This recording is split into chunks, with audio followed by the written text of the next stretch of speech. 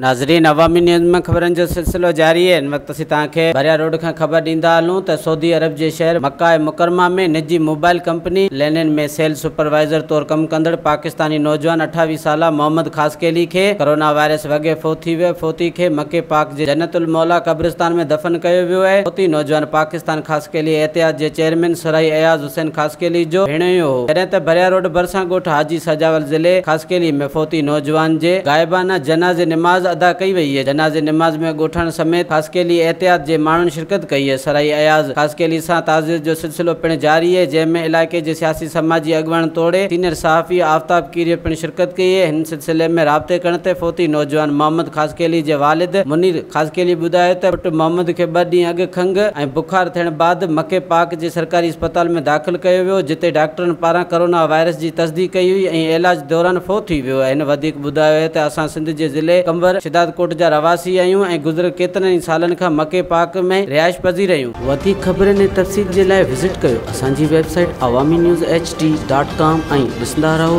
अवामी।